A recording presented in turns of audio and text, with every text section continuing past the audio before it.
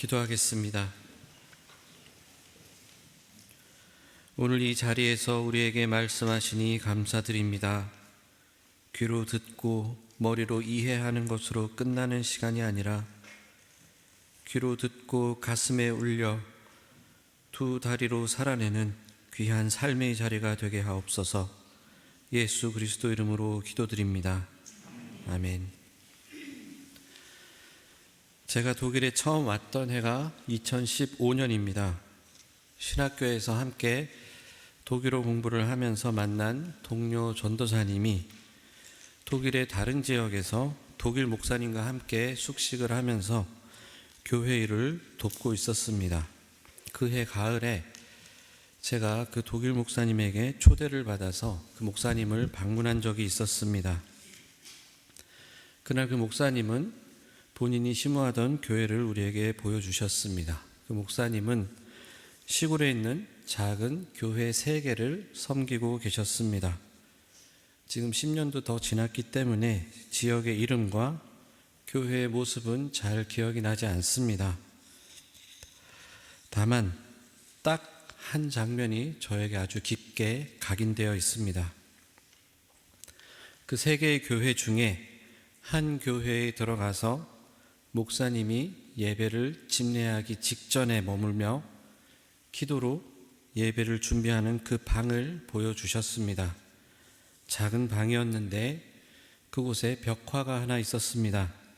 만약 여러분들이 목회자라면 그리고 예배를 집례하고 설교를 해야 하는 입장이라면 그리고 예배 전에 잠시 머물 수 있는 공간이 있다면 여러분들은 그 방의 벽에다가 어떤 그림을 그려놓고 싶으십니까? 그 교회에는 베드로가 예수님을 부인하던 그 장면을 그린 벽화가 있었습니다. 그리고 그 목사님이 이렇게 설명을 해 주셨습니다. 독일의 전쟁이 한창이던 시절에 목회자들이 이 방에서 예배를 준비하면서 나는 말씀으로 예수를 배신하지 않겠다. 나는 설교로 예수를 배신하지 않겠다. 다짐하던 공간이었다는 것입니다. 당시 수많은 목회자들이 자신의 목숨을 부지하기 위해서 혹은 곤경에 처하지 않기 위해서 교회를 정치화하고 자신의 설교를 국가 이데올로기에 맞추던 그 시절에 베드로가 예수님을 부인하던 그 장면을 바라보면서 적어도 나는 총칼 앞에서 설교로 예수를 부인하지 않겠다 하는 그 다짐을 한 것입니다. 뜻밖의 그림에 한번 놀랐고 그 의미에 또다시 놀랐던 기억이 있습니다. 그리고 그 장면만큼은 저에게 기억에 강렬히 남았고 지금도 예배 전에 한 번씩 곱씹어보는 장면이기도 합니다. 예수님은 유월절에 잡혀가시기 전에 제자들과 식사를 하셨습니다. 그 식사 자리에서 제자들에게 몇 가지 예언을 하십니다. 먼저 가룟 유다에 대한 예언입니다. 그 식사 자리에서 예수님은 제자들 중에 하나가 예수님을 팔아 넘길 것을 예언하셨습니다. 예수님을 팔아 넘긴 것은 지금까지 예수님과 대척점에 서 있던 바리새인이나 서기관 혹은 당시 종교의 기득권들이 아니었습니다. 바로 예수님과 3년을 동고동락했던 예수님의 제자였습니다. 그리고 예수님은 예수님의 제자들이 모두 다 예수님을 떠나버릴 것을 예언하셨습니다. 한두 명이 아니라 제자들 모두 한 공동체 전체가 붕괴될 것을 예언하신 것입니다. 그리고 나서 베드로가 예수님을 3번 부인할 것을 예언하셨습니다. 이 예언은 아주 구체적이었습니다. 시간과 횟수까지 정확하게 말씀하시면서 베드로의 부인을 예언하셨습니다. 이른 새벽 닭이 울기 전에 3번 예수님을 부인할 것을 말씀하셨습니다. 또한 사탄이 제자들을 밀 까부르듯이 제 멋대로 다룰 것이라고 예언하셨습니다. 단순히 인간의 약함이 아니라 영적 전쟁인 그 상황을 암시하신 것입니다. 그러나 동시에 예수님의 기도로 베드로는 다시 돌이켜서 제자들에게 힘이 되어줄 것이라고도 말씀하십니다. 그리고 가장 중요한 십자가 죽음을 말씀하십니다. 떡을 제자들에게 떼어주시면서 이 떡이 너희를 위하여 내어주는 나의 몸이다 라고 말씀하시며 이제는 임박한 죽음을 암시하십니다. 예수님은 그 식사 자리에서 정말 많은 예언들을 쏟아내신 후에 올리브 산으로 가서 기도하시면서 제자들에게 깨어 있을 것을 말씀하셨습니다. 하지만 그들은 깨어 있지 못했습니다. 잠들었습니다. 그런데 그들이 잠든 이유가 특이합니다. 누가복음을 보면 제자들은 슬픔에 지쳐서 잠들었다라고 기록되어 있습니다. 올리브산에 가시기 직전에 식사 자리에서 예수님은 많은 예언들을 쏟아내셨습니다.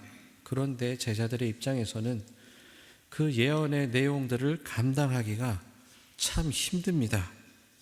다른 이도 아니고 예수님의 제자가 예수님을 배신할 것이고 예수님은 죽을 것이고 제자들은 다 떠날 것이고 사탄이 제자들을 공격할 것이고 베드로마저도 예수님을 3번이나 부인할 것이라고 하셨으니 말입니다.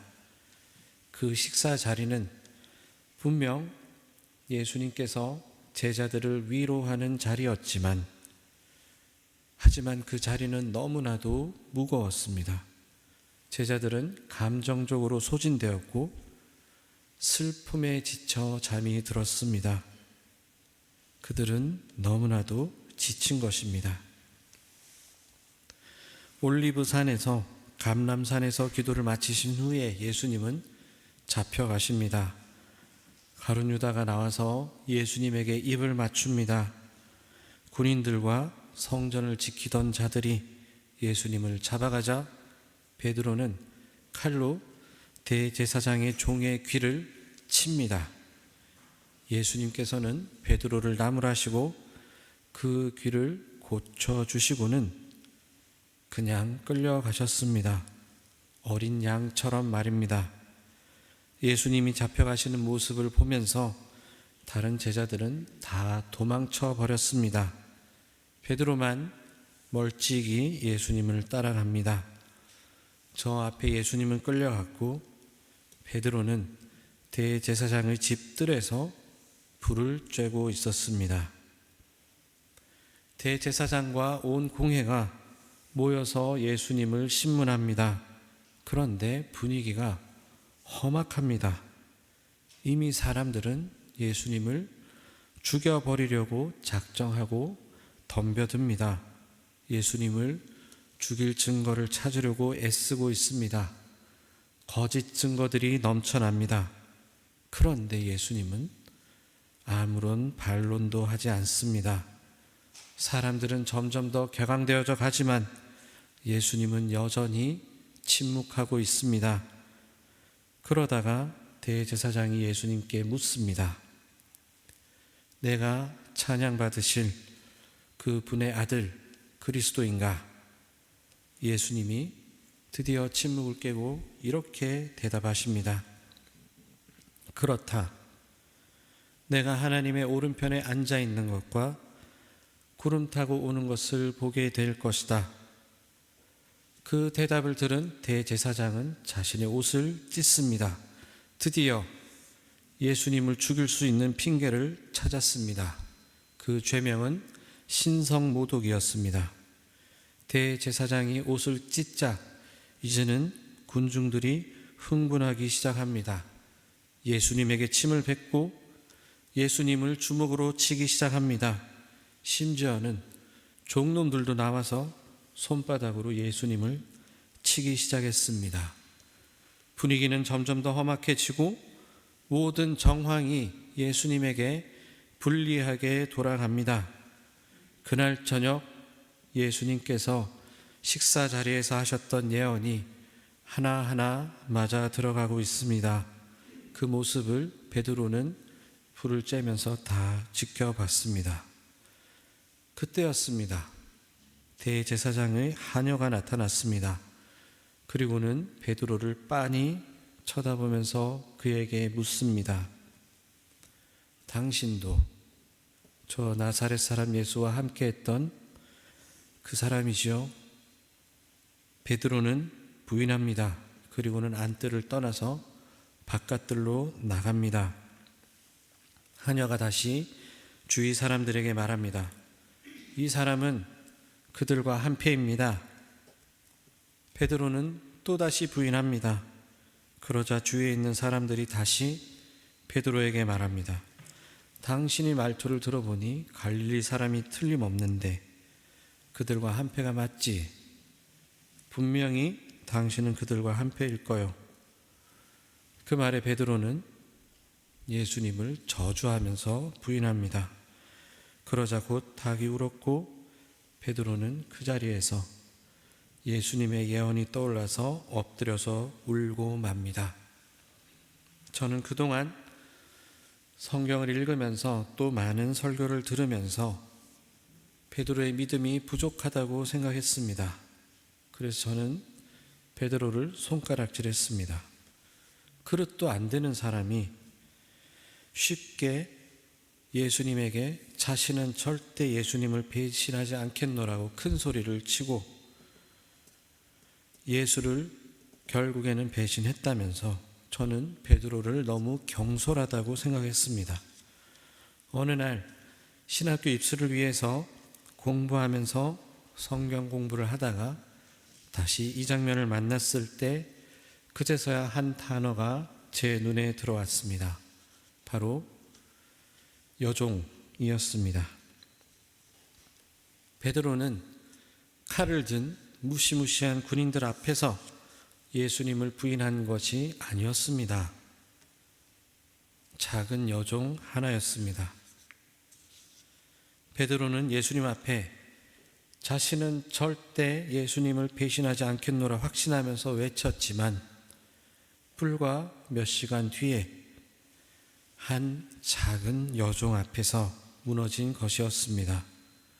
예수님은 잡혀갔고 제자들은 다 도망가고 대제사장은 예수님을 신문하면서 마침내 자신의 옷을 찢었고 사람들은 흥분해서 예수님께 침을 뱉으며 예수님의 뺨을 치기 시작했습니다.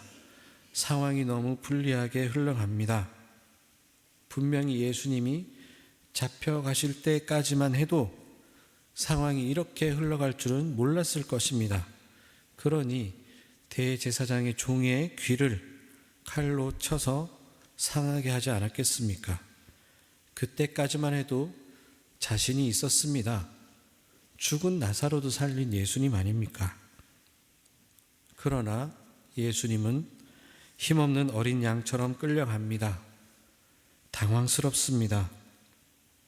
대제사장이 옷을 찢고 사람들이 흥분하기 시작하자 이제는 두렵기까지 합니다. 그래서 베드로는 결국 여종의 질문에 두려워하면서 예수님을 배신했습니다. 군인도 아니고 제사장도 아니고 작은 여종이었습니다. 성경을 읽다가 이 여종이라는 단어가 눈에 들어왔을 때 그제서야 저는 솔직히 나 자신에게 물을 수 있었습니다. 너라면 예수님을 배신하지 않을 수 있겠는가? 그리고 저의 대답은 아니요 였습니다. 솔직히 자신 없었습니다. 여러분이라면, 만약 여러분들이 베드로였다면 말 한마디에 나도 예수님처럼 군중에게 끌려가서 모욕을 당할 것이 불보듯 뻔한 일인데 그 와중에 예수님과의 의리를 지킬 자신이 있으십니까? 게다가 예수님은 몇 번이나 자신이 고난당하고 결국은 십자가에 못 박혀 죽으리라고 예언하지 않았습니까? 그때에는 차마 믿지 못했지만, 아니면 전혀 와닿지 않는 이야기였고 어쩌면 흘려들었을지도 모르지만, 지금 당장 내 눈앞에서 예수님이 끌려가고 조롱당하고 있는데 여러분들은 그 와중에 예수님과의 의리를 목숨 걸고 지킬 자신이 있습니까? 우리는 모두 작은 요종 앞에서 예수님을 3번이나 부인하는 베드로들입니다. 아니, 사실 베드로 정도만 돼도 잘한 것입니다. 다른 제자들은 이미 다 도망쳐서 예수님을 배신할 기회조차 없었습니다. 우리는 성경을 읽으면서 쉽게 베드로에게 손가락질했지만 사실은 베드로 정도만 해도 잘한 거 아닌가 하는 생각마저 듭니다. 왜냐고요? 우리 모두 솔직히 가슴에 손을 얹고 한번 생각을 해봅시다. 정직하게 스스로에게 묻고 대답해 보십시오. 우리는 오늘 하루도 얼마나 사소한 것들로 예수님을 배신하며 살고 있습니까? 매주 예배 잘 나오고 교회 봉사 열심히 하고 또 헌금도 잘 드리고 있으니 본인은 잘 하고 있다며 스스로 위안 삼고 있지만, 정말 우리는 그것으로 우리의 할 일을 다 하는 것일까요? 정말 잘 하고 있습니까? 충분합니까? 지난주까지 우리는 4주간의 사사기 설교를 들으면서 미가와 모세의 손자 레위인과 단지파가 어떻게 무너졌는지 보았습니다. 그리고 그 이야기를 통해서 우리가 사는 현실을 돌아보았습니다. 그 시대에 종교가 없는 것이 아니었습니다. 모든 시스템은 작동 중이었습니다. 제단도 있고 제사장도 있고 제사도 있었습니다. 사람들은 하나님의 이름으로 복을 빌어주고 하나님의 이름으로 평안을 외치고 정의를 외쳤습니다. 그러나 그 자리에는 하나님이 없었습니다. 사사시대 이스라엘 백성 또한 작은 여종 앞에서 예수님을 배신하던 베드로와 다를 바 없습니다. 베드로가 예수님을 배신한 자리는 거창한 정의도 아니었고 칼을 든 군인 앞도 아니었습니다. 그저 작은 여종 앞이었습니다. 사사시대 사람들 또한 거창한 것이 아니었습니다. 자신의 안위와 편의를 위해서 하나님의 기업을 포기했고 자신이 원하는 복을 누리기 위해서 하나님의 이름을 배신했습니다. 오늘날 우리를 한번 돌아봅시다. 우리는 얼마나 사소한 것들로 예수님을 배신하며 살고 있습니까? 심지어는 교회 안에서도 우리는 작은 것들에 흔들리며 살아갑니다. 겉으로는 하나님의 정의를 외치는 것 같고 교회의 본질을 고민하는 것 같지만 정작 내가 원하는 정의와 내 뜻에 맞는 교회의 본질을 그려놓은 것은 아닌지 솔직히 돌아보아야 합니다. 작은 나의 소견으로 쉽게 남을 손가락질하고 비판하며 그것으로 나는 쟤보다는 나은 신앙이야 하며 위안 삼고 있지는 않습니까? 그를 위해 진심으로 기도하고 하나님께 길을 묻기보다는 비판하고 판단하는 일에 더 익숙해져 있지는 않습니까? 솔직히 그 사람을 위해서 진심으로 기도하고 하나님께 길을 물으며 사는 것보다는 욕 한번 하고 돌아서는 게 훨씬 쉬운 일 아닙니까? 그리고 우리는 늘 실제로 그렇게 해오지 않았습니까? 우리는 그렇게 아주 사소한 것들 앞에서, 아주 작은 선택들 앞에서 매일같이 예수님을 부인하며 살아가고 있는지도 모릅니다. 베드로가 예수님을 부인하기 직전에 예수님은 제자들과 함께 밥을 먹었습니다. 예수님이 제자들과 밥을 먹고 잡혀가시기 전에 한 일이 있습니다. 무엇입니까? 바로 올리브 산에서 기도하신 일입니다. 예수님께서 이 감람산에서 기도하실 때 제자들에게 깨어 있으라고 하셨지만 제자들은 슬픔에 지쳐서 잠이 들어버렸습니다. 육신이 지친 것이 아니었습니다. 예수님의 거듭되는 암울한 말씀에 그들의 영혼은 지쳤고 그래서 그들은 슬펐습니다. 그런데 그들은 올리브 산에서 예수님의 당부에도 불구하고 잤습니다. 예수님이 베드로가 예수님을 배신할 것이라는 예언을 하고 실제로 예수님을 배신하는 그 사이에 사실 베드로에게는 기도의 자리가 있었습니다. 그러나 베드로는 기도하기보다는 그저 지쳐서 잠들었을 뿐입니다. 사랑하는 뒤셀도르프 한인교회 성도님 여러분, 작은 요정 앞에서 예수님을 부인한 베드로를 통해서 우리는 오늘 하루 얼마나 사소한 것들로 예수님을 배신하며 사는지 돌아보고 또 발견하는 이 말씀의 자리가 되기를 축원합니다. 교회 밖으로 나가기 이전에 이미 이 울타리 안에서도 우리는 예수님을 얼마나 배신하며 살아가는지 모릅니다. 이 말씀을 통해서 각자의 작은 요정들을 발견하는 복된 성도들이 되시기를 축원합니다. 그리고 여러분, 세상의 근심과 염려로 인간적인 생각과 계산으로 지치고 쓰러질 때 그때 그저 지쳐 잠들기보다는 기도의 자리로 나아가는 참된 성도님들이 되시기를 축원합니다. 여러분들의 영혼을 지치게 하고 쓰러지게 하는 일들 앞에서 힘을 내십시오. 지쳐 쓰러질 때 예수님과 함께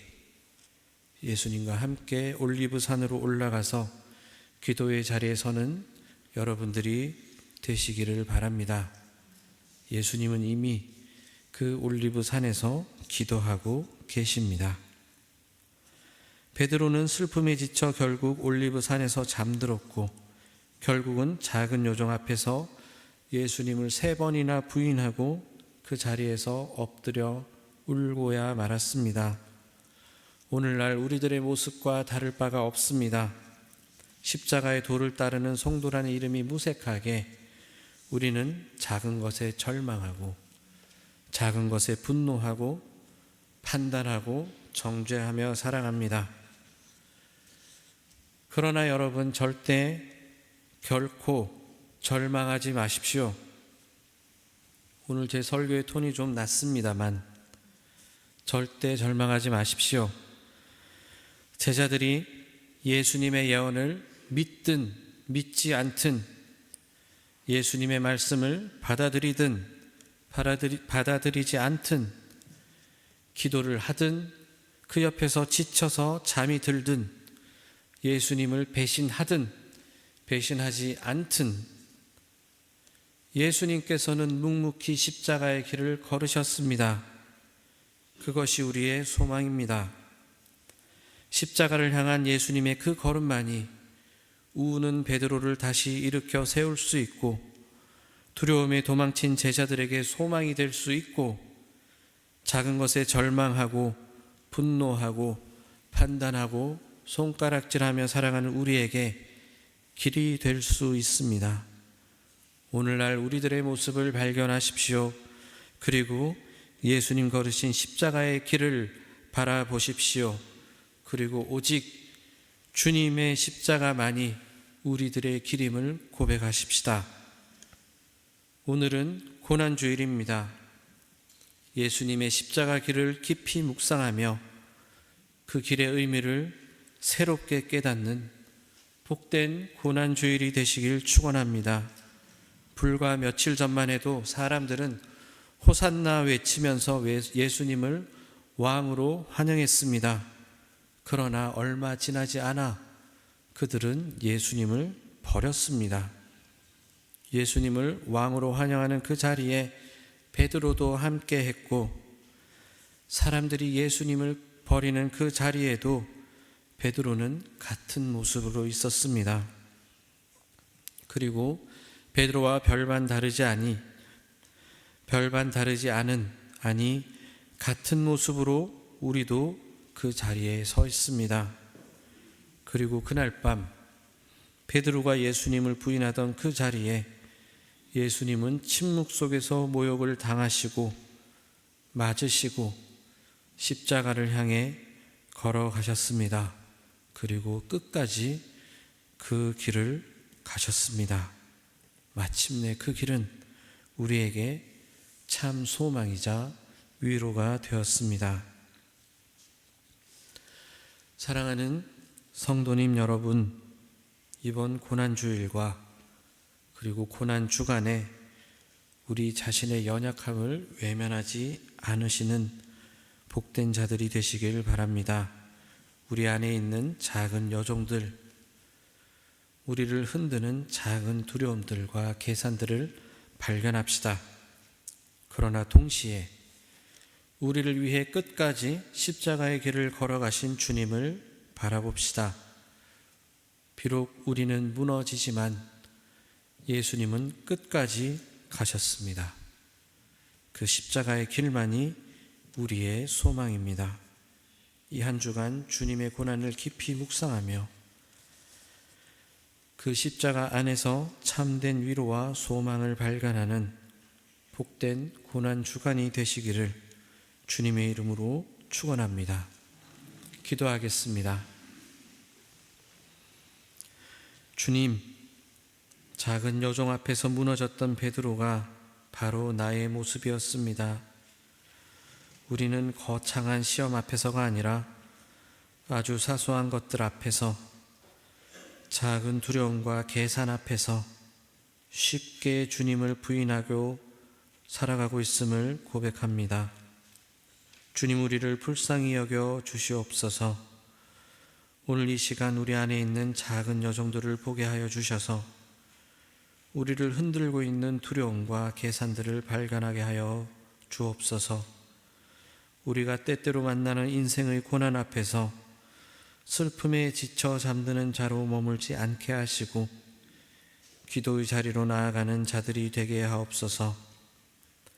주님, 무너져 엎드려 슬피우는 베드로를 뒤로 하고 주님은 묵묵히 그 길을 끝까지 가셨습니다. 주님 걸으신 그 길을 통해, 그리고 그 길을 걸으신 주님을 통해 오늘 사는 우리가 참된 위로와 소망을 발견하게 하옵소서. 예수 그리스도 이름으로 기도드립니다. 아멘.